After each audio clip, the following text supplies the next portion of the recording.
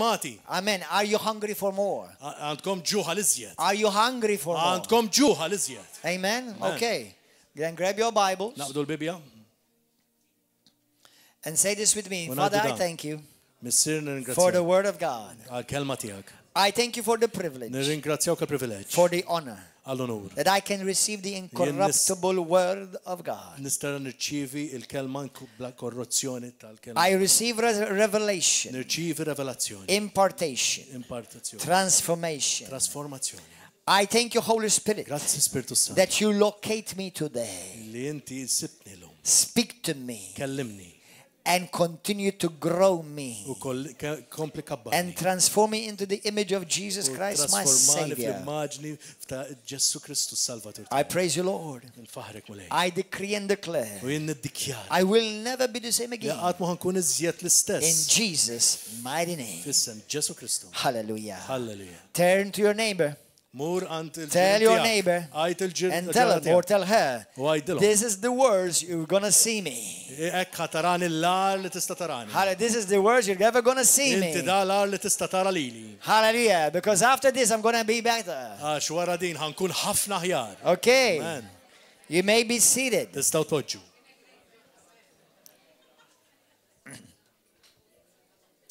Blessed be the name of Jesus. Faħru l-isem ta' Ġesu. How many of you have a bank account? Kemm minnkom għandkom kont fil-bank? How many of you bank account? Lift up your hand if you have a Nollu bank jdejna account. li għandna kont tal-bank? Okay. Some of you have a bank and an account, but you don't have a bank account. ċifti għandkom bank u account, imma ma tkunx bank account. Okay. Shh, shh, shh, shh. Listen. The Lord dropped a word in my spirit and I wanted to share it with you. Il-mulej tani kelma u rid naqsama magħkom. About 4 or 5 years ago, I shared a similar word about this. Samċi 4-5 snin ilu kelma simili tagħha And you may listen to it because it is on YouTube. u tistgħu tisimgħu xi qiegħda fuq YouTube. But I want to share something with you Ma xtaqt naqsam xi ħaġa magħkom illum. because there is a purpose and a divine destiny over your life. Għax hemm għandu divin għal ħajtek. Brothers and sisters, I want you to listen to me carefully as if Jesus Christ himself is speaking. Irridkom tisimgħuni bħal Ġesu qed ikellimkom dirett bħalissa. I want you to listen to me as this is the first message that you've ever heard in any capacity. Irridkom tismawni su l-ewwel messaġġ li qatt smajtu. So listen to me carefully. Isimgħuni mod attent. I'm going to share something. I'm going to say some statements which to some of you, they are familiar.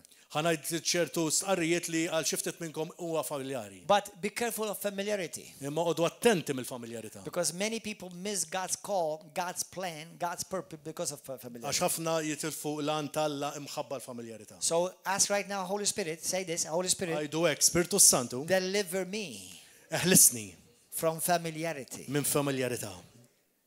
Help me, Lord, Ejni mulej to rejoice biex jiena nifraħ every time kull darba I receive your word. li jien nirċiev il-kelma tiegħek. Now let me say this to you. Ħanajdilkom din illum. You are loved by God Almighty. Intom maħbuba minn Alla li jista' kollox. You Intom are loved.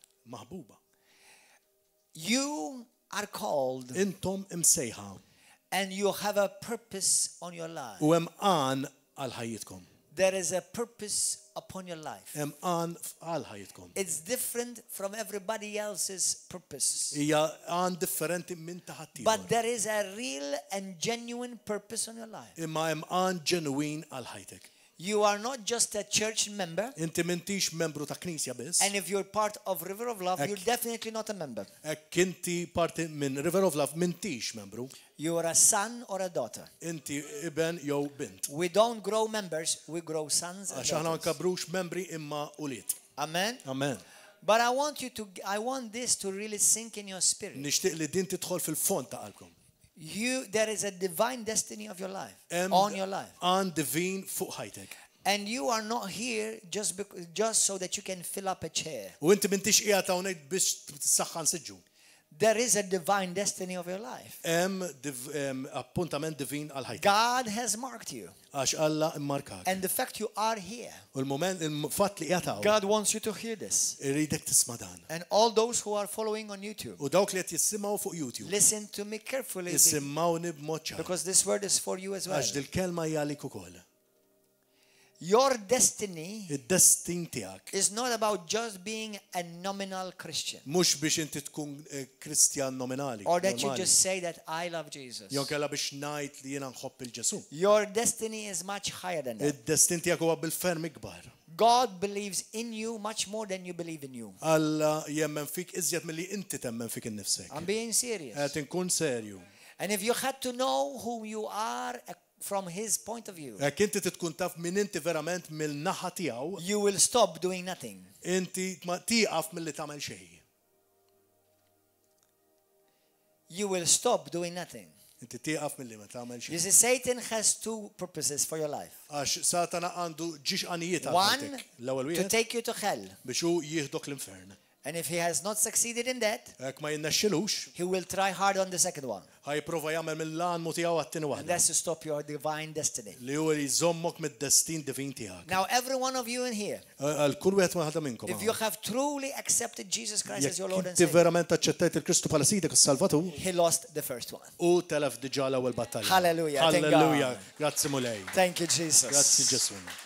You are on your way to heaven. Għax inti qiegħed sejjer lejn il-ġenna, You're a citizen of the kingdom. inti ċittadin God's tal-Sadna, Spirit seals you. il-Spirtu Talla tissiġillak, And God Almighty is your daddy. u Alla li jista' kollox huwa missierek. But he lost that first one. U tilef l-ewwel battalja. But he may be winning the second one. Imma jaf jerbaħ it-tieni waħda. You may have just become a church attender. Għax inti kull ma tiġi huwa li tattendi l-Knisja. You may have just become somebody who just fills up a seat in the church building. Jista' jkun li inti tkun wieħed li jiġi biex tokkupa sit. And if that is you, U hekk inti dan, this message is for you. dan messaġġ huwa lik. You are falling short Inti qed tonqos of your true divine purpose. mill-destin, mill-purpose tiegħek. Listen, Isma'. everyone, every creature on earth Kull kreatura that fid-dinja has ever been born li hu ġie mwieled will face judgment. jiġi ġudizzju You fuqu. too. Intu koll. You either face judgment as a sinner Jew ħadd tiġi tiffaċċa l-ġudizzju bħala midneb, or you face judgment as a saint. jew kellha l-ġudizzju bħala qaddis.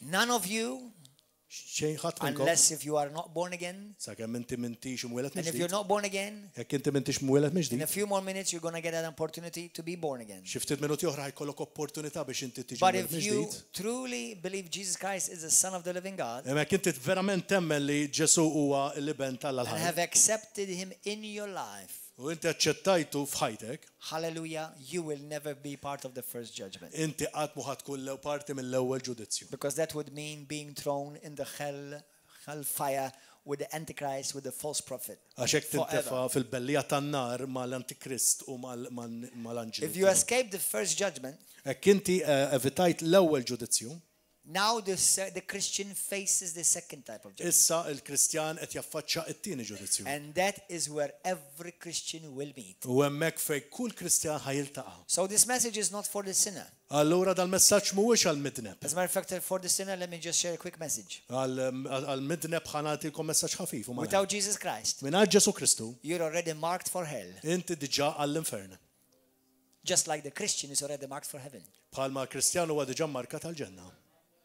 Without Jesus Christ, Mingħajr Ġesu Kristu, unless you're born again sakemm inti m'intix and you've wielet made him Lord mill-ġdid and Savior, u inti aċċettajtu bħala sidek u you are Salvatur, marked for hell. inti mmarkat And għall-infern. the moment your soul exits this body, U l-moment li inti ruħek titlaq minn ġismek, as the scripture says, li bħalma hell will l-Iskrittura rise up and claim you. l-infern jitla u iva jiġbdek.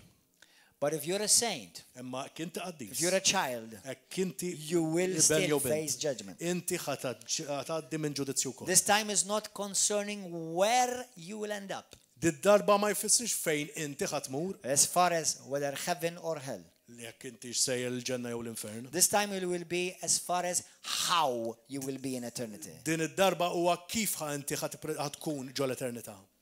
That means in heaven, Tfisser li not fil-ġenna everyone will be in the same condition. mhux kulħadd ħajkun fl-istess There are kundizzjoni. levels of rewards. Hemm livelli ta' qotijiet.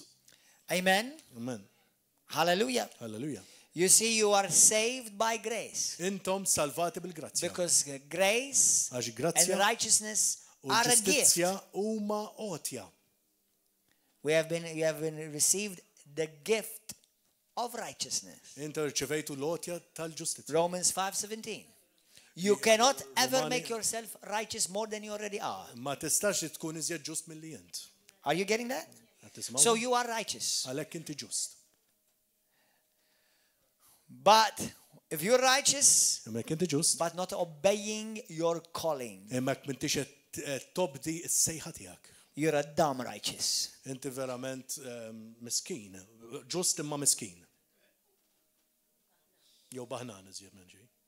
And there are many dumb righteous in the body of Christ. U hawn ħafna bħaħen ġusti fis-satna tal. Hallelujah. Halleluja. Tell your neighbor, are you a dumb righteous? Inti baħnan imma ġust. Are you one of those Right. dummy righteous? Għajdlu, inti wieħed minn dawk il-bħaħen ġusti? Jew bħaħan x'inhuma? Let me start by beginning to share with you a vision. Actually, let me share a scripture with you. Go there. Għana jibdew b'skrittura. Go to the book of Romans 14. Ejja morru Rumani kapitlu 4. The Holy Spirit is in here. Is L-Ispirtu here. Santu jgħataw bħalissa. I feel him. Qed inħossu, I sense him. qed inħossu. Hallelujah. Thank you, Holy Ghost. Thank Grazzi you, Lord. Spiritu Santu, grazzi. Remain hungry for him. Ibqgħu bil-ġuħalih. Romans. So now, from now on, this message is only now for the church Min of the living is-salem God. issa dan messaġġ huwa l-Knisja For tal-Alla. Christians. Għal-Kristjani. For born again believers. Għal dawk li huma mwilda mill-ġdid li jemnu. Romans 14, verse 12. Vers 12. Just so to save some time. Biex jiena franka l-ħin, Hallelujah. I just want to let you know qed ngħidilkom that this passage li dan messaġġ is not addressed to sinners. mhuwiex jgħat referut għal minnu mitneb. Romans, if you read the first chapter, it's addressed to the saints in Rome. Hello. Hekk huwa l-Rumani huwa address għal qaddisin li qegħdin ġorum. And Paul calls Christians saints. He never addresses Christians, not even once, as sinners. Pawlu qatt ma jirreferi għal Kristjani bħala midimba imma bħala qaddisin. Hallelujah. So verse 7, the Bible says, to all those who are in Rome, beloved, they are called to be saints in Christ. Huma msejħa li huma msejħin bħala Qaddisin. qaddisin. Hallelujah. Amen. Now, Romans chapter 14, verse 12. Kapitlu 14 vers 12. Speaking to Qed Christians. jitkellem il-Kristjani hawn. Let me read from verse 11 Għana quickly. naqraw minn vers 11. For it is written, Għax hu miktub. says the Lord. Let me reverse. Go to verse 10. Morru vers 10. Verse 10. Why do you judge your brother? Why do you show contempt for your brother? For we Christians, shall all stand before the judgment seat of Christ.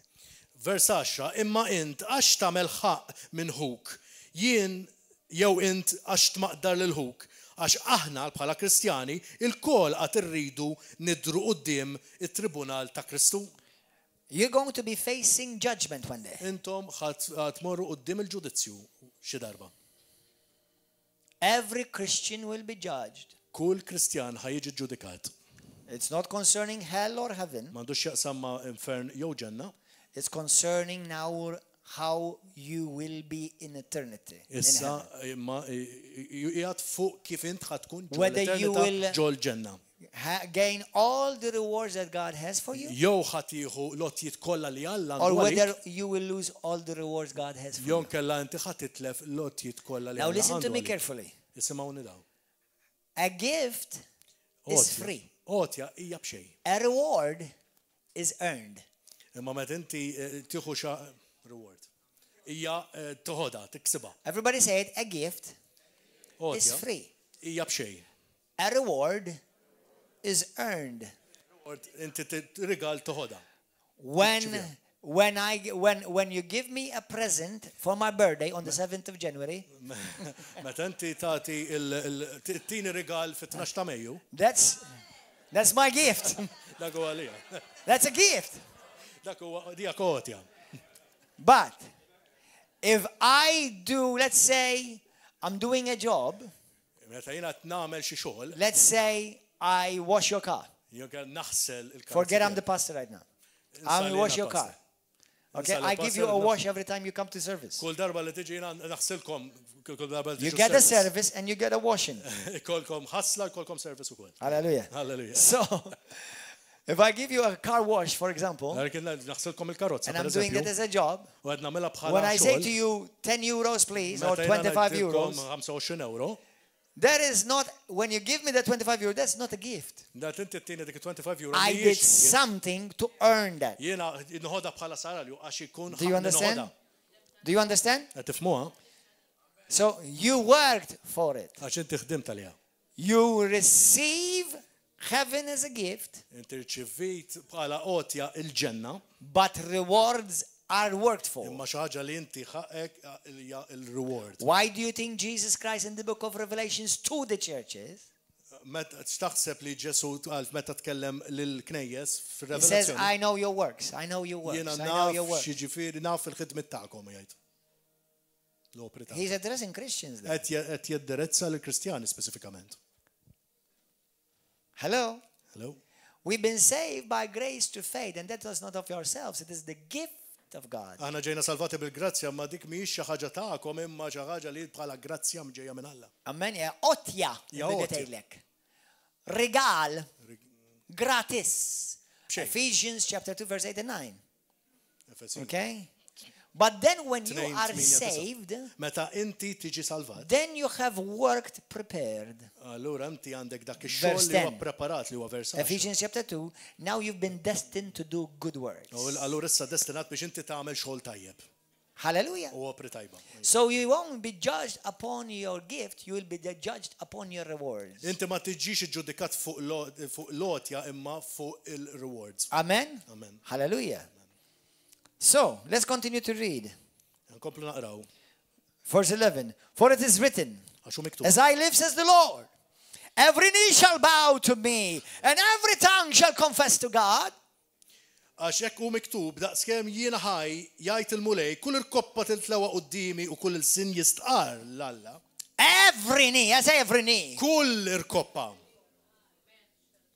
The Prime Minister, the Anke il-Ministru, President, il-President, the Queen, il-Reġina, the King, ir-Re, the Parliament people, in-nies the tal-Parlament, judges, the il-ġudikatura, police, il-pulizija, every Christian, every kull pastor, every kristjana, kull apostle, pastor, every kull prophet, apostlu, kull profeta. they will all bow their knees. Kollha rridu jinizlu quddiemu, jmilu quddiemu. Now listen, Isimgħuni. me and you, we should not be waiting for that. Aħna ma rridux nistennew għal dak. We've already done that. Għax dik diġà minni aħna. Amen. So some will bend their knees Xi ftit ħaj jinżlu għal kubtihom willfully. għax iridu. If you're born again, you've done that. Għax hekk inti tajt il-ħajtek il-mulej, iva għamil dan. But if you've never been born again, Hekk inti qatt ma twelid let ġdid. me tell you, my dear baby, Ħanajdlek. one day your knees Xi will darba touch the floor. xorta ħajkollok tmil quddiemu. Hallelujah. Halleluja. If you won't be doing it freely, you will be doing it forcefully. Jekk inti mittix ħat tagħmilha bil-volontà tiegħek issa ħat ġalu. Hallelujah. I have long time ago, although I've done it very, very often times, but it was on the 1st June of 1995 where I willfully, joyfully surrendered and got on my knees and said, Lord Jesus, you are my Savior, you are my God, you are my Lord, I bow to you. Għal-kem għamilta kemm il-darba, pero għamilta Amen. fil-1995 u għad Iva jiena mulej ħa ninżel għal-kubteq u dima għax irrit. Halleluja. How many of you have made Jesus Christ your Lord and your Savior? Kemm intkom għamiltu l-Ġesu bħala You've already bowed your knees. That prophecy is already being fulfilled. Hallelujah. Give a hand to the Ejja Lord. nagħtu tabċib għal-mulej. Thank you, Lord. Grazzi mulej. That prophecy is already being Għax dik fulfilled. il-profezija diġà qiegħda mamula. Glory to God. Grazzi mulej. But some people, you know, Xi ftit li ntafu. they laugh at you because you say you're a Christian. Qed jitqu bik għax inti Kristjan. Tell them, don't worry, baby. Għidlok tox tinkwieta I'm laughing right now with the joy of the Lord. Għax jiena tnieħu pjaċir I will be laughing with you one day. Xi darba qed When I will see you being forced by the hand of God Almighty and getting on your knees and saying to my King, Lord, God, I worship you. Hallelujah. Amen. Amen. The day they do it by force, he will no longer be the king, he will be the judge. Meta huwa jagħmilha bil-forza u ma jibqax ir-re ma jiġi l-ġudikatur tagħhom. Amen. Amen. So Christians, Għalhekk Kristjani. praise God. Ifaħru l-Alla. Sinners, you better stop praising God. Ħjar tibdew tqimu l-Alla issa. Hallelujah. Hallelujah. Let me give you a vision that one man had. This is a true vision. Di viżjoni li bniedem. There was a pastor. Kien hemm pastor. He had a vision and a dream. Kellu viżjoni u ħolma. And he dreamt. U ħolom. And he saw many Christians. U ra ħafna Kristjani. Many well-known preachers. Anka famużi predikaturi evangelists, apostli minn kull tip. All lining up. Kienu qegħdin kollha qegħdin f'ringiela. And they were all in the front of the judgment seat of Christ. Huma kienu qegħdin kollha quddiem il-ġudizzju tal-Mulk. In theology we call it the bema seat. Fil-teoloġija hija l-bima seat. But it doesn't matter because Ma importax. it's called the judgment seat of Christ. It's the time when the church will be judged in the front of Christ. Huwa il-moment fejn jiġi ġudikat il-Knisja tiġi ġudikata quddiem And he il-Mulk. saw pastors going lining up, ministers, great men and women of God that he knew even about, lining up. Kien hemm ħafna nies daw li kienu qegħdin f'ringiela. Now if you are in that place, that's already good news for you. Jekk inti qiegħed f'dak il-post diġà huwa aħbar tajba li. Because sinners will not be found in that Għax place. hemmhekk il-midimba mhux se jkunu hemm. Only saints will be there. Huma qaddisin biss li ħajkunu. If you read in Psalms chapter 1 and Salmi wieħed, Revelations chapter 20, Apokalissi kapitlu 20. those whose names are written in the Lamb's book of life. Dawk li qegħdin fil-miktubin fil-ktib tal-ħaruf. Hallelujah. Those are the ones that would have already been judged in the front of the judgment seat of Christ. Dawk li jkunu qegħdin diġà fil-ġudizzju tal-mulej. But those who have rejected Christ. Imma dawk li rreġettaw il-Kristu. The Bible talks about books being opened and having their names not found in the book of life, they will be thrown in the lake of fire. U jintefgħu fil-bellija tan-nar. Hallelujah. Looking forward for a bright future for those who have rejected Christ. Futur tajjeb għal dawk li ma ċċettawx il-Kristu. Anyway, this man had a vision. Dan kellu viżjoni dar-raġel. And when he came before the Lord, it was his turn. Now this is a true story. Kien imissu. He came and because God gave him this dream as a warning to the body of Christ. Din taħ bħala dil-ħolma biex jammonixxi il-ġisem ta' Kristu. And the Lord said to him, show me your works. Għallu orini l-opra tiegħek. That's nothing new. That's exactly what Jesus said to the book of and all the 7 churches in Apocalypse. M'hemm xejn ġdid għax dak huwa li huwa talab lill-knejjes kollha. Okay? Tal-Apokalissi. And he's starting, presenting him, all the ministers that he sent on missions. U bada jorih il-ministri li marru fil-missjoni. The programs that he had on TV. Il-programmi li kellu fil- Internet. And preachings, building church, very successful ministry. And all of a sudden, to his fear, to his terrifying fear, all of this was burned up. He said, Lord, why? I don't understand. I did all this for you. He said, no, you did not. He said, you did all this for your wife. He said, your wife? My wife? He said to him, yes, because before you were married, he said, now, not everybody's story is going to be like this man's story, but this is this man's story. He said, before you were married, I called you to missions, not so that you send others to missions. Jiena jatlilek biex tmur fil-missjonijiet, mhux tibgħat il-ħaddieħor. Now some of you are wondering, so sending people to missions is bad? Allora tibgħat in-nies fil-missjoni ħażin. No. Le. The thing is, then the Lord said to him, because his wife had threatened him. Għax il-mara tiegħu qedditu. I thank God that my wife, that was not the case with my wife. Nirringrazzja l-mulej li l-mara tiegħu ma kienx hekk. Otherwise would have never been married anyway. Għax qatt ma tżewwiġna kieku. Because I told my wife very clearly. Għax ingħattilha biċ-ċar. I said, God will always come first. Alla ħajjiġi dejjem l-ewwel. Always. Dejjem. Always. Hallelujah. My wife is for life. Il-mara tiegħi hija Jesus is for eternity. għall-ħajja imma l-Ġesu huwa għall-eternità. And life compared to eternity is very short. U l-ħajja komparata mal-eternità hija qasira ħafna. Hallelujah. So anyway, so he said to him, you did it for your wife because your wife threatened you that if you go on missions, she said to you, I am not going to live that type of life. U għalt inti għamilta għal martek għax hi għedditek li hija ma tridx tmur dat tip ta' ħajja fil-missjonijiet. So you obeyed her. U inti obdejt lila. You stayed back where you were. Inti bqajt fejn kont. You built the church. Inti bnejt You il-knisja. built the ministry. Bnejt il-ministeru. But it was not me. Imma ma kontx jien li bnejtu. Do you know people, if they have good talent, they can build a big ministry. Jista' hekk ikollhom it-talent, in-nies jistgħu jibnu ministeru kbir. They may have charisma. Jista' jkollhom karizma.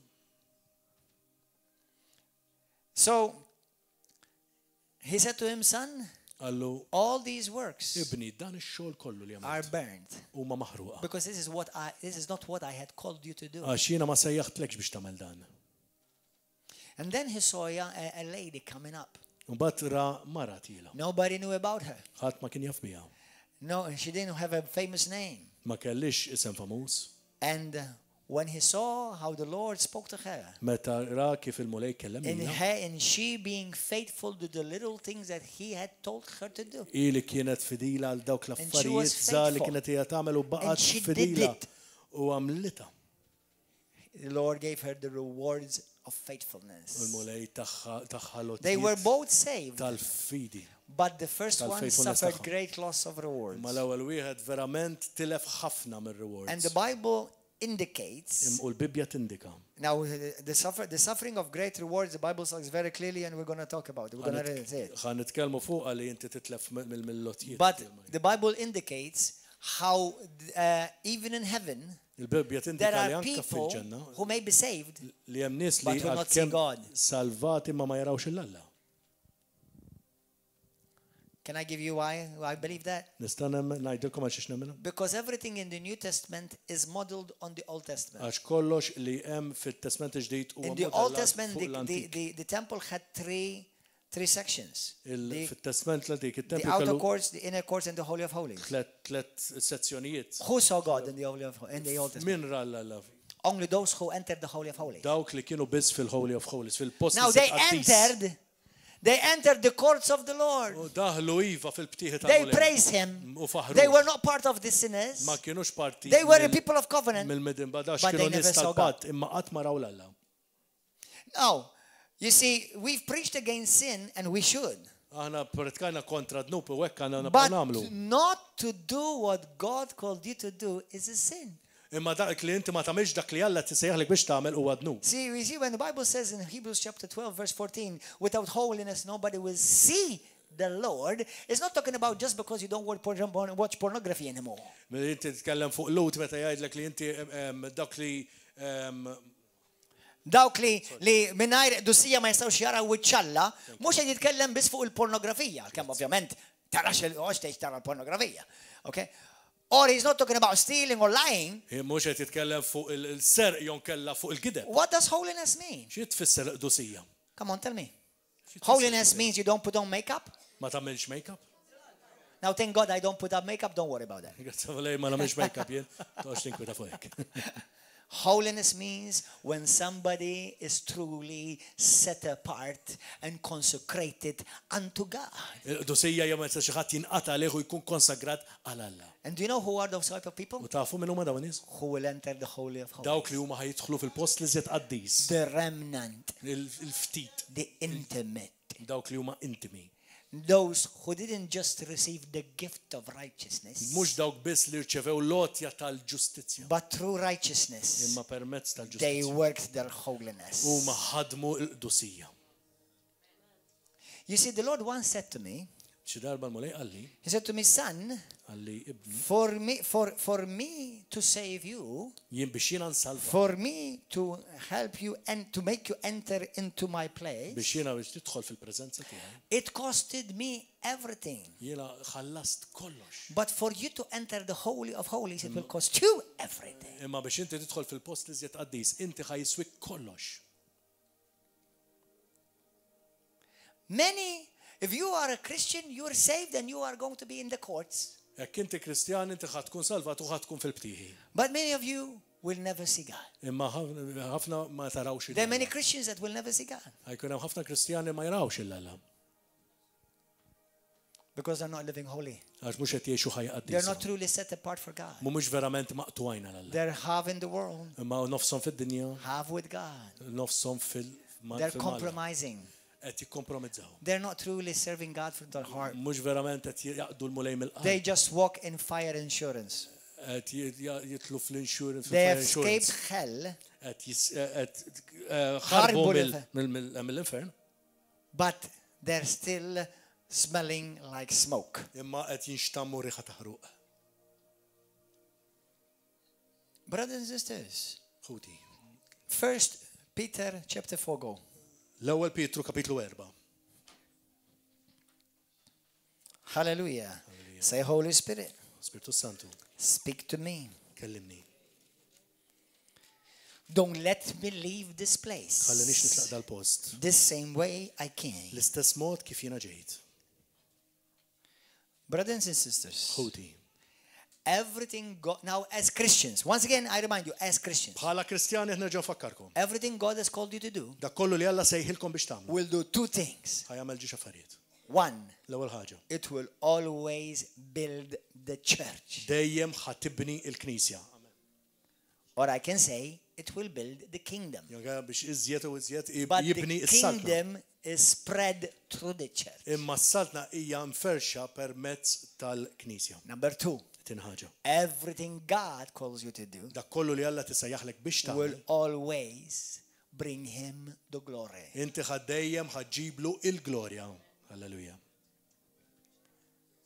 If you are watching this Jekk inti tara dan. and you think you're a Christian just fellowshipping with God TV, Jekk or you inti may xi be Kristjan li fellowshipping with our forsi channel, tal-God TV jon kellha fil-channel tagħna wkoll. the River Christian channel. River Christian Channel. In last year alone, in the first 4 months of last year alone, over 4 million people watched our TV channel. Fl-ewwel 4 xhur biss kien hemm 4 miljuni li. Coming from Malta, that's a big deal. Minn Malta xi ħaġa kbira. Now more than 4 million have watched our channel. Now millions and millions have watched our channel. Hemm And miljuni they're following kbar it all over the world. U qed jarawhom mad-dinja kollha.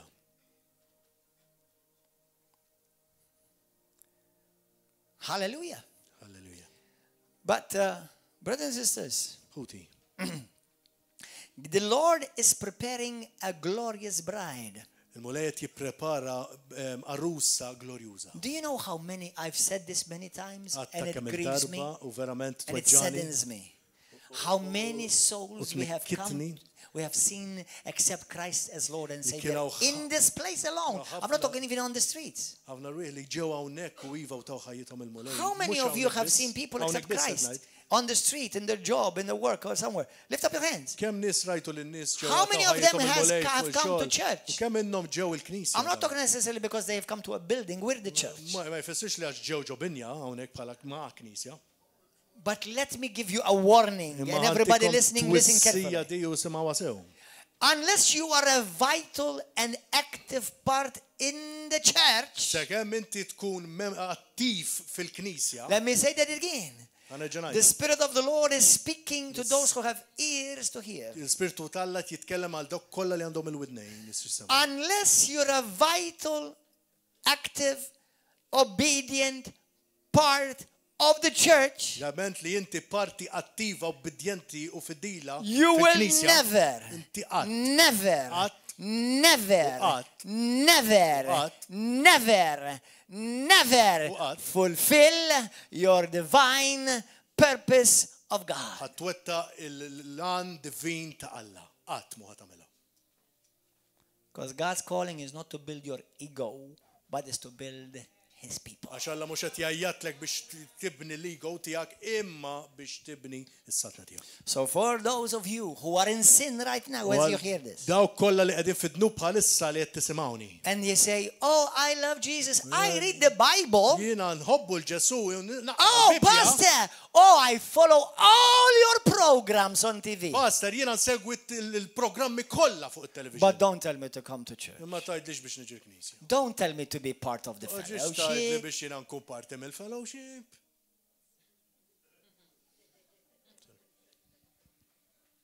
You're going to smell like smoke in heaven. Intom ħadkunu briħa ta' Because the Bible warns Għax il-Bibja that you and your works will walk through fire. Your soul will barely make it, but you will walk in heaven naked with your butt showing. Okay. Now that one I added up. I added the butt part. Okay. Le, fil-fatt li intom ħadkunu bil-kemm ħassalvaw u l-opri tagħkom jinħarqu kollha. Did you know that in the book of Revelations, the Bible says that the works of the saints, what they were doing, is the works of the saints that clothe them. L-opri tal-qaddisin li kienu qed ilibsuhom. That's why many in the church are naked. Għalhekk ħafna fil-Knisja huma marwina.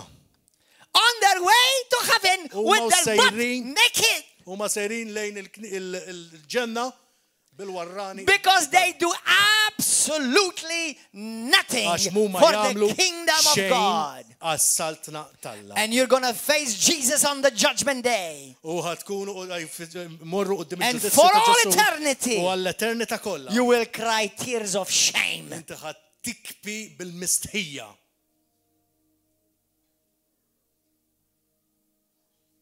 Yeah. Today I spoke to a man, a brother in the Lord. Illum tkellimt ma' ħija fil-mulej. He used to come to the River of Love. Kien jiġi River of Love. He's a blessing to me personally. Huwa barka lija personali. And I said to him, you haven't been to fellowship for a long Għantu time. ilek ma tiġi l-fellowship. And when I say to you, when I ask people to come to fellowship or to church, it's not just so that, we have a nice crowd, and we have all the church packed. I know many people missing, but it's not for that.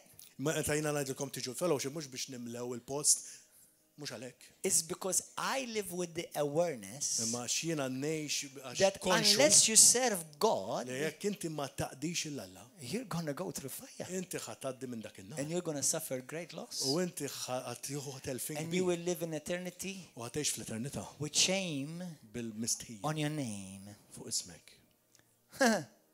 Khair. Yeah, she's saved. She's here. She's the one that lives in that hut. Hemmhekk tgħix ġo dik il- Because she never obeyed the Lord. Għax qatt ma obdiet il-Alla. Yeah, she believed in him, but Iva, she never did anything that God ever told her to do. imma ma millet xejn milli Alla biex tagħmel.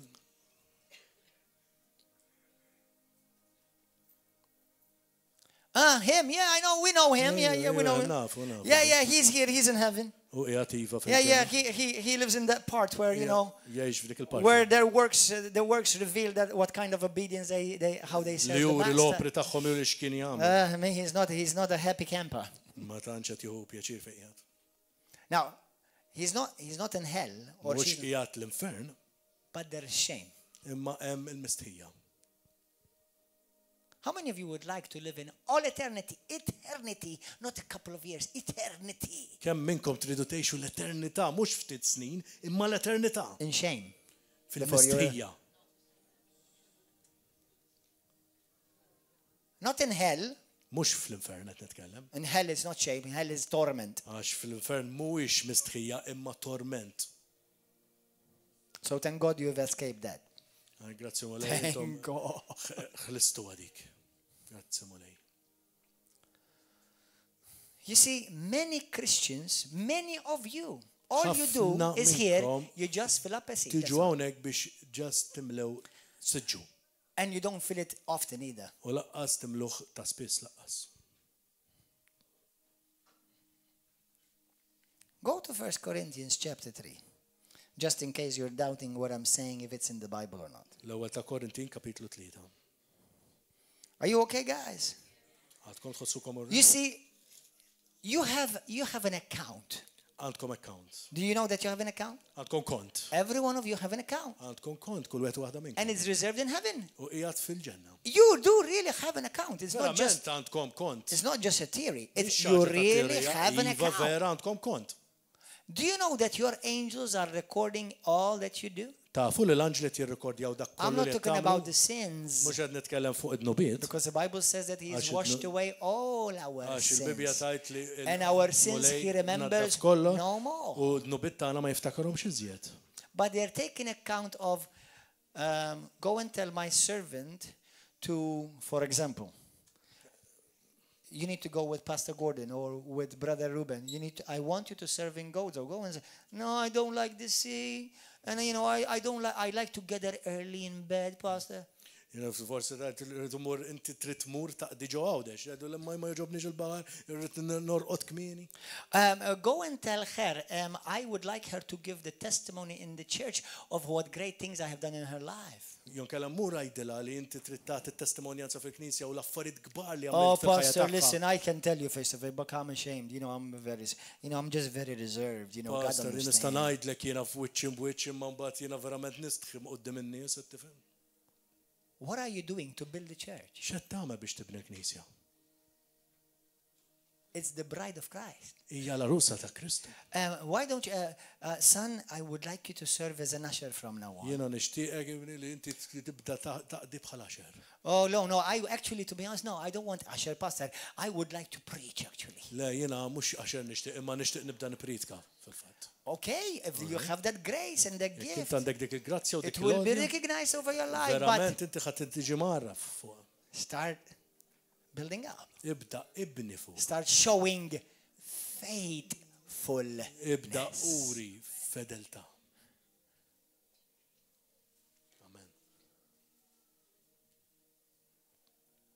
No, I don't like to be an usher. It's just, number one, I don't like to come early. And please, as soon as you finish, I'd like to leave early. It's like, it's just I have so many things to do. Ifimni, ma ħobx noqgħod għaxer, ifimni, ma ħobx niġi l-ewwel net kmieni. U mbagħad wara ma ħobx ndum, għandha ħafna x'nagħmel.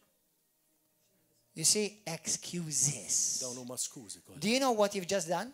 Taf x'għamel? When the Lord told you to do something, Meta l-mulej qallek biex tagħmel xi ħaġa. well, Pastor, God has not told me to do anything. Jiena qatt ma qalli biex nagħmel xejn. Well, if He hasn't, Mek ma qallek. there are only two reasons. Hemm ġiex raġunijiet. One, Waħda minnhom. you're either deaf, Jew trux, or two worse, jew tieni waħda jar, He doesn't know you. jew kellha hu ma jafekx. Wow.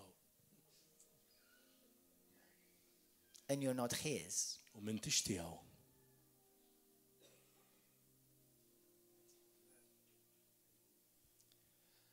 Well, Pastor, I never heard him say, I would like to do something, but God never told me anything.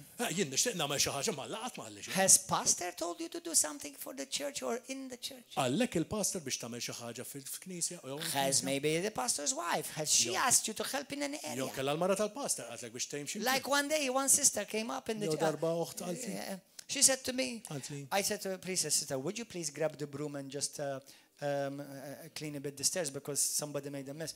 Oh, no, that's not my anointing. Kien hemm moħħ tat-tela jimporta forsi taqba ċkupa u tiknes naqra it-taraġ qatlu le għax jiena m'iniex midluk għalhekk. I was about to make her a broom Kont ħa nagħmel lilha xkupa. and get her all the anointing she needs. U kienet tieħu d-dilka l-ħaqqa. And I'm thinking to myself, Padre, Figlio, Spirito Santo, help me, Lord. I resist right now, submit. Okay, do you understand? This is true. I'm not joking. Din hija This is true. verità, m'iniex qed niċċajta fuq. Brother, we have some brothers coming from the airport. And would you please pick them up? Oh, Pastor, I'm so tired.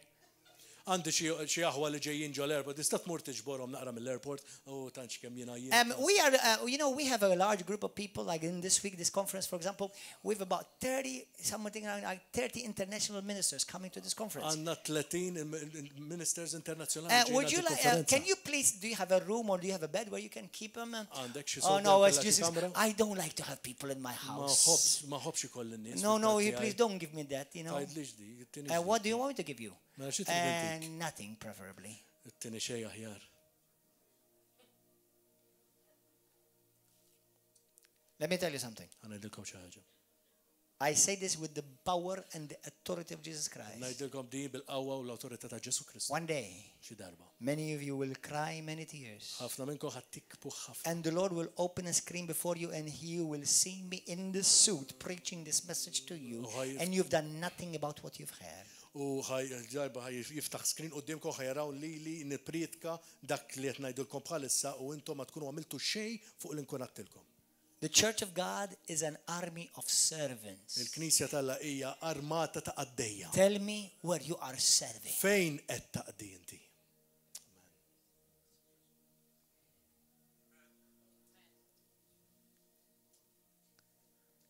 I know what the job of some of you will be. Naf xikun ix-xogħol ta' ftit. They will be cleaners of the first step of the door of heaven. Ħadkunu dawk il-cleaners biex natfu l-għadba tal-ġenna. And they will be shining it. U jkunu qed jagħmlu għatleq. Because like that you're going to enter. Għax hekk ħad imkaxkar.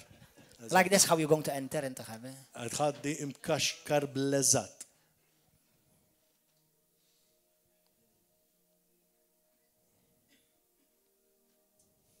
Because you've done nothing for the kingdom. Għax ma milċej għas-salna. What about finances? U bħala finanzi. How faithful are you Kemm int fidil? in your tithe, full tithe and Għal offering? fid-deċma, il-deċma Well, sħiħa. I don't like it when you talk about money. Jien ma nħux pjaċir meta titkellem fuq flus. That's because you are greedy Dak and raġel. you have a love of money. Għax inti xaħħiħ u inti tħobb il-flus. And many times, the people who don't give are the ones who never say anything. Who don't give are the ones that grumble the most about it. Dawk li ma jagħtux huma dawk li żiet li jgergru fuqha. And those who give, U dawk li jagħtu. they never grumble. Għad forsi ma jgergru. So I know who doesn't give.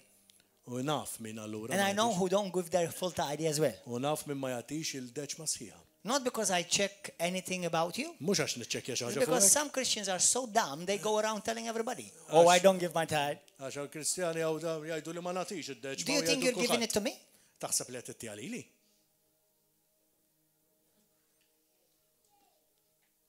Let me tell you something. Number one, you don't give the tithe to the pastor. Inti qatt ma tagħti id-deċma lill-pastor. It's very clear if you read your Bible Hija ċara fil-Bibja. that you bring your tithe to the King of Kings. Inti tagħti id-deċma lil And you are robbing the king.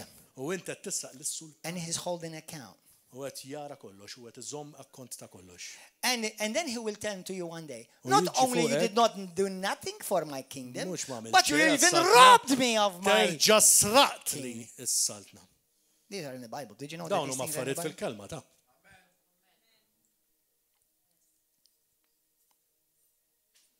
How many would like us to see for us to have a big ministry? Kemm tixtiequ li taraw ministeru li jkollna ministeru Let me give you a revelation. Ħantikom revelazzjoni. Everything is paid by euros. Kollox jitħallas bil-euro.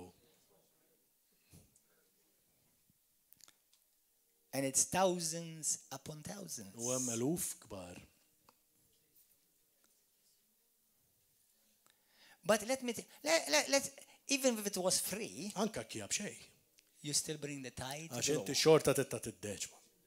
Sħiħa. It's not to the pastor. Mhux għall-pastor.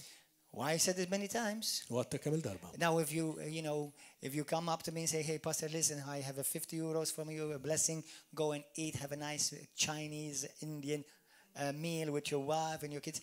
I say thank you. But that's not the tithe and the offering. Ekk inti titbirak il-pastor tittieħ 50 euro biex imur jikol mal-familja. Iva tista' tagħmilha I imma mhix thank parti you. mid-deċma. I receive it. That's not the Iva offering. nirċivija. But the tithe always belongs to Imma God. d-deċma hija dejjem tal. And from it is paid for many things concerning the gospel, how we reach the lost and reach this nation and reach the U world. ħafna mija nħallsu biha kif aħna nilħqu l-ħattija. I've told you many times. Id-dinja kollha. Through Bil-Vanġelu. from our tithes and offerings, Mid-deċma tagħna. apart from the Well, rent, apparti apart from the il-kera, electricity, apart apparti from the l-elettriku, bills, apparti just to meet here. l-kontijiet biex nintaqgħu. Hallelujah. We support over 100 orphans. Nissapportjaw mit We pay for their clothes, their food, and their education. għall-edukazzjoni In Uganda. għall-ikel 2 fl-Uganda. orphanages. Ġiex orfanotru. A mission in Kenya. Missjoni fil Hallelujah. TV International. Televizjoni Our IPTV internazzjonali. channel international. IPTV. RTV local, which costs even more than the international one. Televizjoni tagħna lokali li jiswa iżjed terġa'. A lot of But let's say we paid nothing. Ejja ngħidu ma ħallsu xejn. You still bring your tithe in your offering. Xorta ġib id-deġma. U l-offerta. That's what the Bible says. Hekk tajt il-kelma. We're about to move into a new, bigger, nicer building. Għanitlu f'binja ikbar sabiħa. Hallelujah. And even if they give it to us for free, U anke kittu winna b'xej. to refurbish it, decorate it, and clean it will cost us thousands of euros. Biex nimluha, biex nirlamluha żbaħ u biex innatfgħu u nimmejtenjaw jiswawna eluf ta' euro. Amen. Think kingdom. Aħsbu saltna. Think this. Aħsbu dan. As I obey God, Kif jiena nobdil Alla, the Lord is taking account, il-mulej qed jieħu akkont. and He will judge me one day on it. U jiġġudikani fuqha. Hallelujah. Go to 1 Corinthians chapter 3. L-ewwel ta' Korinti kapitlu 3. Oh, Jesus. The Holy Spirit is speaking to somebody. Spiritu Santu tikellem il-xaħat minna. Hallelujah. Verse 5. Vers 5. Then who is Paul? And who is Apollos but ministers through whom you believed? Read it in your own Bible in Maltese, so we'll hurry up a bit. Rawa bil-Malti intom fil Verse 5. Who then is Paul? Who is Apollos but ministers through whom you believed, as the Lord gave to each one? I planted, Apollos watered, but God gave the increase. So then neither he who plants is anything, nor he who waters, but God who causes the increase. Now he who plants and he who waters are one, and each one will receive his own reward. Say this one, verse 8, brother. Okay. Issa min ħawwel u min isaqqi huwa wieħed u kull bniedem jieħu l-ħlas tiegħu skont ix-xogħol Reward. tiegħu. Not gift, reward. Il-ħlas. According to his own Skont faith. fidi tiegħu. According to his own faith. Skont il-fidi tiegħu. According to his own works, his labor. L-obri tiegħu. Skont kemm ħadem. So you want rewards? Allura inti trid il-ħlas? You need to work. Għandek bżonn taħdem. Be faithful. Kun fidin. Serve the kingdom. Aqdi fis-sal. Serve the church. Aqdi The l-Knisja. bride of Christ. Il-arussa ta' Kristu. I thank God there are people in this church who serve faithfully, and I thank God for them. Nirringrazzja l-mulej għax hawn nies li verament jaqdu b'mod fidil.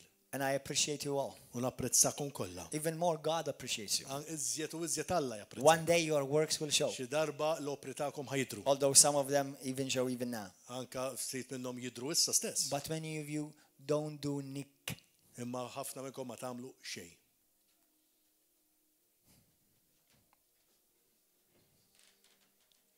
Let's continue. Yeah, Verse complete. 9. For we are God's fellow workers. You are God's field, you are God's building, according to the grace of God which was given to me as a wise master builder. I have laid the foundation and another builds on it. But let each one take heed on how he builds on it. So what are we building? Xed nibnu. Xed nibnu. What are we building? Everybody said, what are we building? Xed nibnu. The church, the Il-Knisja, kingdom. is-saltna. For no other foundation can anyone lay than that which is laid, which is Jesus Christ. Now if anyone builds, now verse 12, if anyone builds on these foundations with gold, silver, precious stone, wood, hay, straw, each one's work will become clear. For that day, which day? The day of judgment in front of Christ. We'll declare it because it will be revealed by fire. And the fire will test each one's work of what sort of kind of work it is. If anyone's work which he has built on the foundation endures, he will receive a reward. So you receive reward for works. If anyone's work is burned, he will suffer loss, but he himself will be saved, yet so as through fire. Read it, brother. Verse 12. Verse 12. Issa jekk xi ħadd jibni fuq dawn is-sisien deb fidda ħaġar prezzjuż għawiet u xlief tiben ix-xogħol ta' kull bniedem jidher għal il-jum jarfu għax jinkixef bin-nar u n-nar iġarrab x'jiswa x-xogħol ta' kull bniedem. Jekk ix-xogħol ta' kull bniedem iżommu fuq dak li jkun bena jieħu l-ħlas. jekk ix-xogħol tal-bniedem jinħaraq ibati l-ħsara, iżda hu nnifsu jkun salvat imma qisu bin-nar. Did you see that? Qed taraw da? So, I'm assuming that every one of you is saved. Jien qed nassumi li kulħadd intom salvati.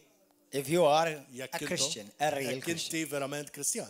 But how many of you are risking to live with no rewards, and in heaven you will suffer loss? U kemm minnkom imma intom qed tirriskjaw li tgħix ma tkollkomx ħlas u intom ħadd tieħdu ħafna tiġrib ġol salt ġol ġenna. Tkun fil-ġenna, imma jkollok ħafna telfin xorta. M'intix tinħaraq għall-eternità. Thank God you're not burning for eternity, but you're in shame. Imma tkun missija. Because, like the Bible says, there are rewards. You see, there are 5 crowns mentioned in the Bible. Hemm il-ħlas hemm 5 kuruni fil-Bibja mess. There is clothing mentioned in the Bible. Hemm ukoll il-biqs fil-Bibja. Some of you will be butt naked in heaven. Xifti minnkom ħad tkunu qarwina fil-ġenna. Now, tell me, but doesn't the Bible say that there is the robe of righteousness? Okay. Because of the righteousness of Christ, we all have that robe. Permezz il-ġustizzja ta' Kristu We won't literally be butt naked. Okay, hello, relax. Okay. Arwina literalment. But Imma many Christians ħafna Kristjani will have no reward. mhux se jkollhom ħlas. You see, the Bible says how some people's entrance into heaven will be like, oh, did somebody enter? Did you hear the door open? Xi ħadd right. Oh, no, that's just, there was, no, I think it was just one of those flies. Like talks about it in Revelations. And I saw an angel fly, and I know angel fly. There are many flies in heaven.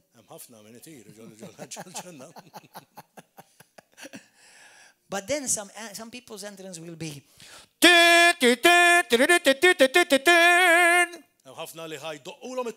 My son, my servant, who has served me faithfully, he is coming. Make way for my son, hallelujah. And he will have a glorious entrance. The Bible talks about. Which one do you prefer? I hope that you still have not lost your mind. And you still desire to have the second type of entrance. Li kollok it-tieni tip ta' entratura. U meta ngħidha jiena bil-Malti ma mżekx idea inti. Grazzi, għandek raġun. Hallelujah. Amen. Amen. Hallelujah. Go to Philippians chapter 4. Filippin kapitlu 4. Verse 17. Verse 17. Are you okay, boys and girls? Tom all right? We're soon finished. Dal-waqt nispiċċaw. By midnight we'll be out of here. Sa nofs il-lejl ma nkunux hawn. Verse 14. Verse 14. Paul is speaking to the church, Pawlu to the titkellem Christians. il-Kristjani. Nevertheless, you have done well that you shared in my distress. Now you Philippians know also that in the beginning of the gospel, when I departed from Macedonia, no church shared with me concerning giving and receiving, but only you, the Philippian church. For even in Thessalonica you send aid once and again for my necessities. Not that I seek the gift, but I seek the fruit that abounds to your bank account. Read it, brother. Okay. Vers 14. Madan kollu għamiltu sewwa li tixtirku fid-niket tiegħi, issa intom tafu ukoll Filippini li fil-bidu tal-Evanġelu meta tlaqt mill-Maċedonja ma kienu hemm l-ebda knisja li tatni jew lil min għadna ħadna xi ħaġa ħliefkom biss għax ukoll fit-Tessalonika battuli għal darba darbtej għal dak il-kont neħtieġ. Mhux għax nixtieq glorja, iżda nixtieq frott li joktor għalikom.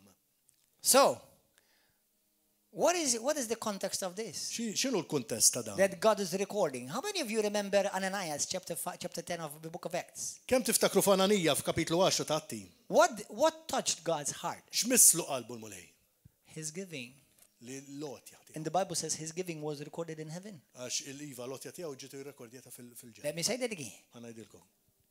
His giving was recorded ġi in heaven. rrekordjata fil-ġenna. Do you know that heaven is recording whether you're faithful in your tithes and your offering? Tafu li l-ġenna qed tkun qed tirrekordja dak li inti kemm qed tkun fidil fid-deċma u l-offerti tiegħek? And do you know by being faithful in your giving, you are building your account? U bet inti tkun fidil f'dak li inti qed tagħti qed tibni l-kont tiegħek? Is this your Bible or not? Dan huwa l-Babja tiegħek jew le? That's what Jesus says also in the book of Matthew chapter 6. Dak li jgħid ukoll f'Mattew kapitlu 6. Go to chapter 6 of Matthew, go. Ħammorru malaj Mattew 6. Go Matthew 6 quickly. Are you okay, ladies and gentlemen? Lesti, okay? Are you enjoying Qed this? tieħdu pjaċir. Are you ready to fill up your account? Lesti li timlew il-kont tagħkom? Hallelujah. Hallelujah. Don't leave your account empty. Ħallux l-account void. Hallelujah. Hallelujah. Matthew chapter 6, verse 19.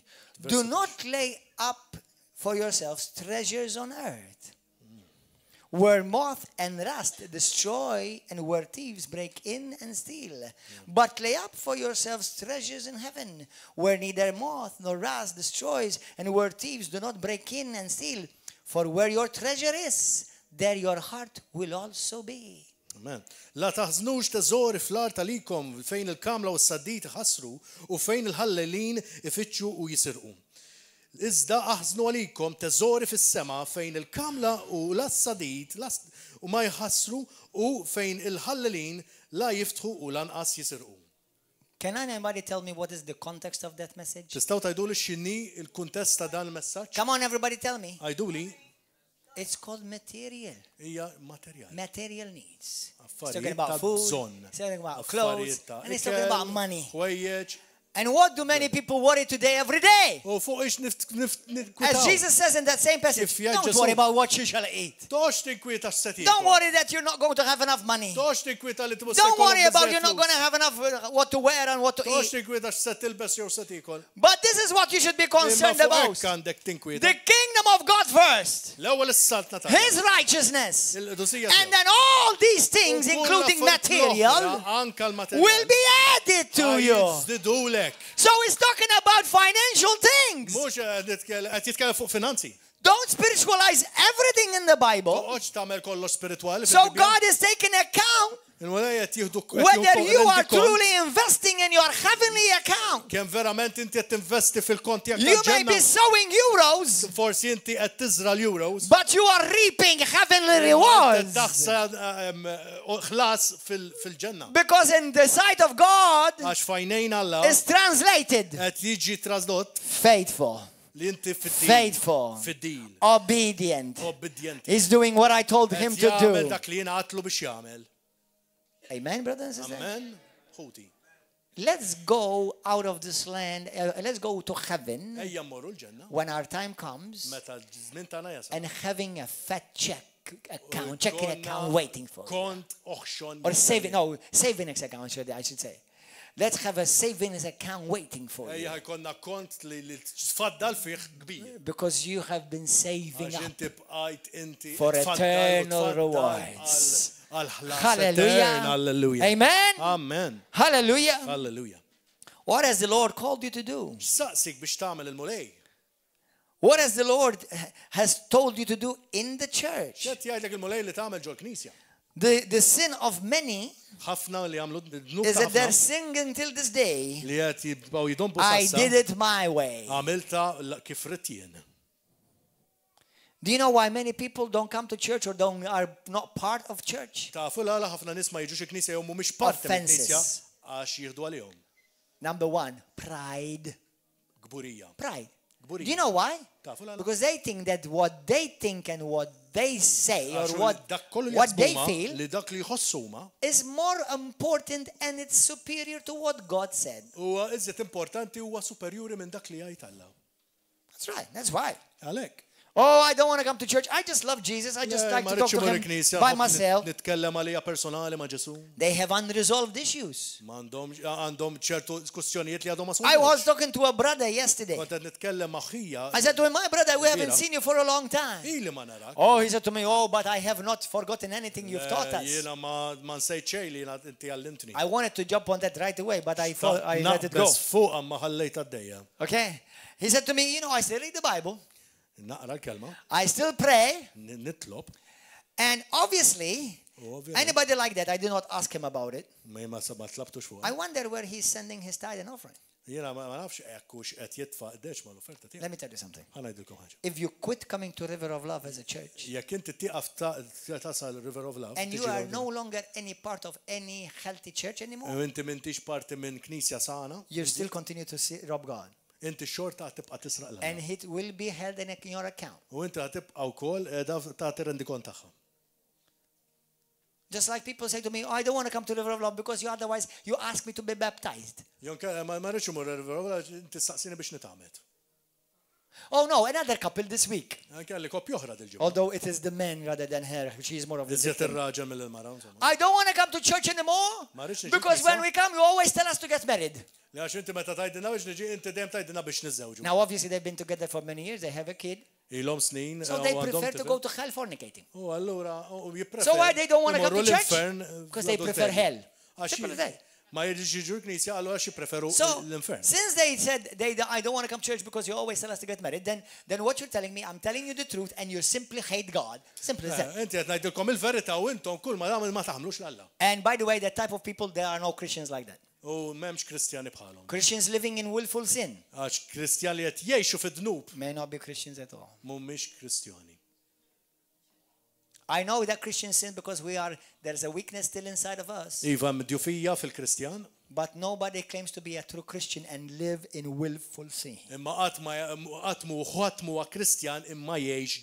Let me warn you, just in case you have been so favored to be watching this video. Yes, if you come to the River of Love, I will tell you once again that you must be married.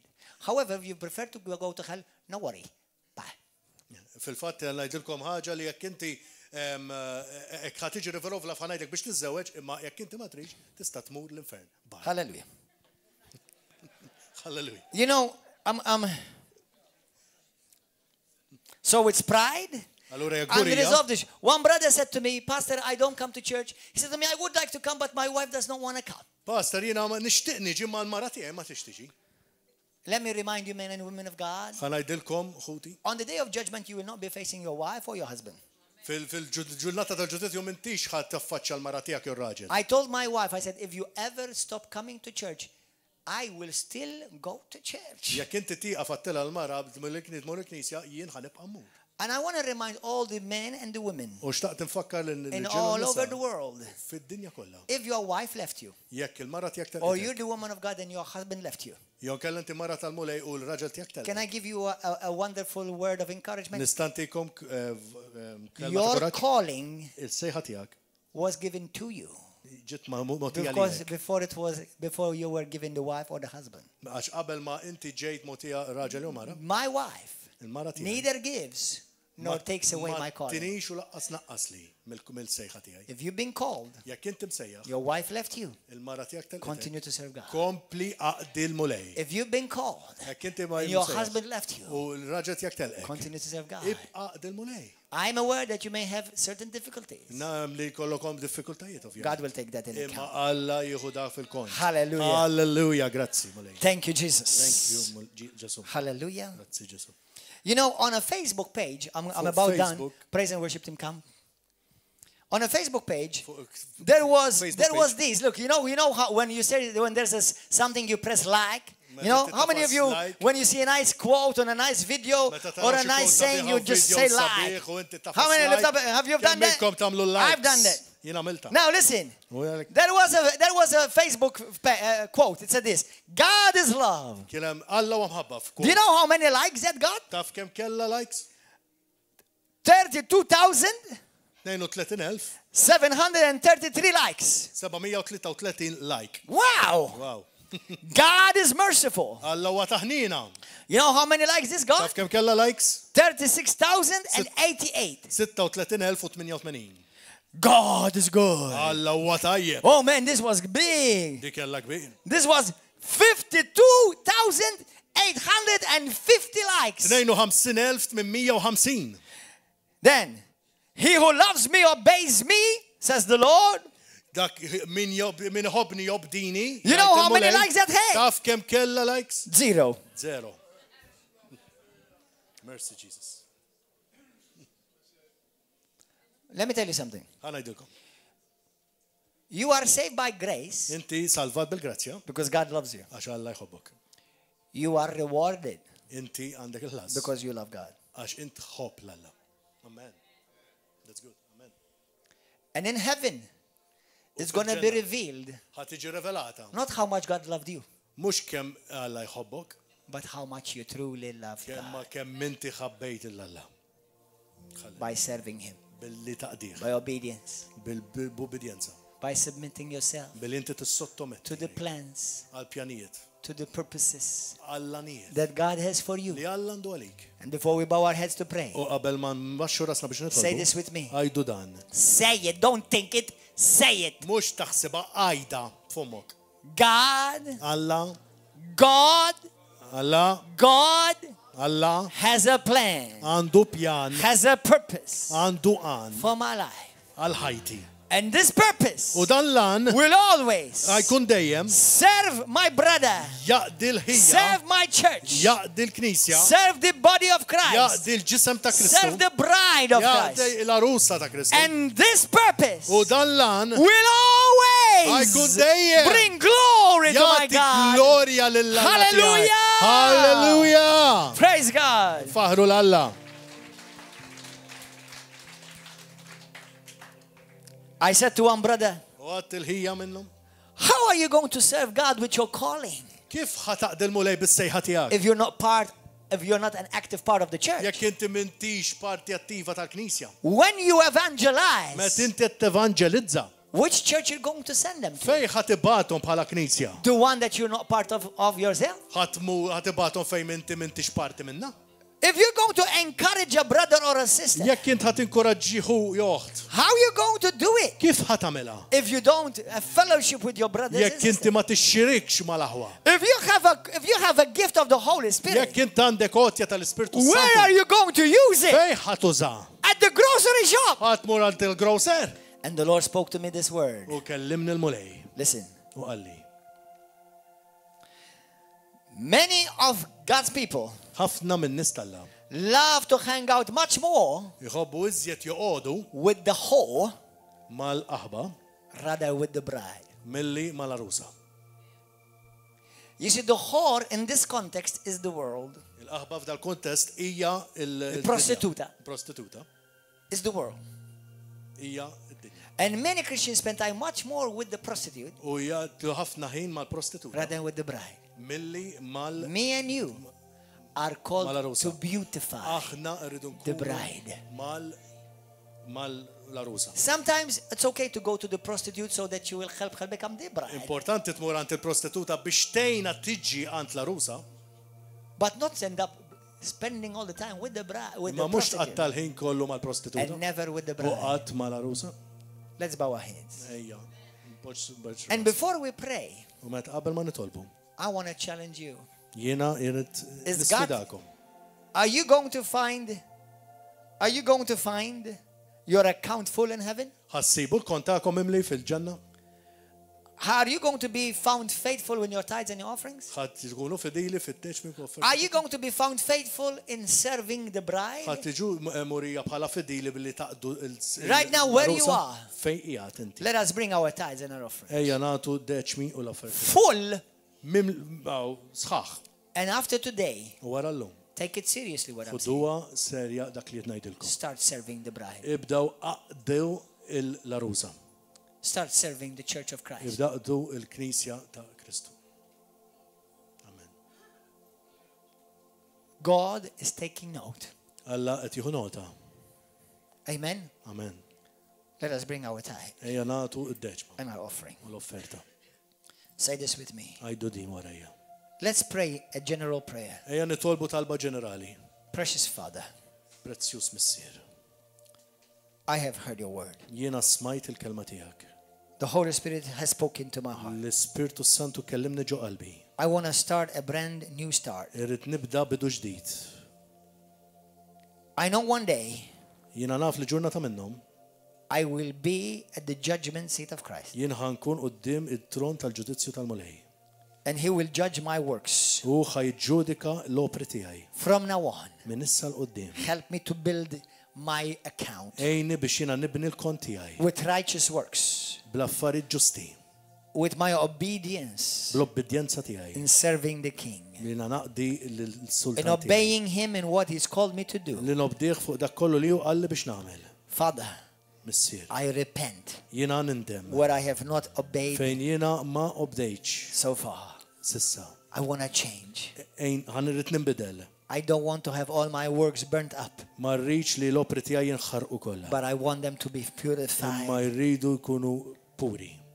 like gold and silver. Bħal dik il-deb u l-fidda. Today, Lord, Illum Mulej. if I have not been faithful in my tithes Jekk and my jiena ma offerings, kontx fidil fid-deċ ma l-offerta tiegħi. I also ask you to forgive me. Jiena nitolbok biex taħfirli. And wherever I am able to make restitution, U fejn nista' nagħmel impatti għal dak li jiena ma tajtx, I will do it as well. jien nagħmel wkoll. Receive my tithes, Lord, Irċievi id-deċ ma and my tiegħi offering. u l-offerta After tiegħi. all, this already belongs to Wara you. kollox din hija diġà tiegħek. For the tithe is holy to the Lord. Għax id-deċ ma hija qaddisa l-Mulej. Receive it, Father, Irċieviha missier. and bless the rest of my U finances. birek il-bqija tal-finanzi tiegħi. I thank you, Lord, Nirringrazzjak Mulej. for giving me this loving warning. Għalla tal-li inti tajtni din il-twissija. For I know, Għax jiena naf. as your word Kif says, il-kelma tiegħek tajt. judgment shall begin in the house of God. Il-ġudizzju ħatibda fid-dar tal-la. Today you've judged me, Illum inti ġudikajtni. and you helped me U għattejni. to see where I'm not quite there with you yet. Biex tara fejn jiena għadni minix fil-ġust miegħek. And today I'm willing, U llum jiena lest. by your grace, Bil-grazzja tiegħek. to make everything right Biex jiena nagħmel kollox tajjeb. in your sight. Fil-ħassis Jesus' tiegħek. name. Fis-sem Ġesu. Use me, Father, Użani Mulej for your glory, għal-glorja tiegħek. and receive my tithe U and offering rċivi li tleċma u From l-offerta my tiegħi heart. minn qalbi. with love. Mill-ħabba kollha. In Jesus' name. Fis-sem Ġesu. Hallelujah. Amen. Thank you, Lord. Halleluja. I'm going to pray with you, people. Għanitlob magħkom. YouTube, you can go.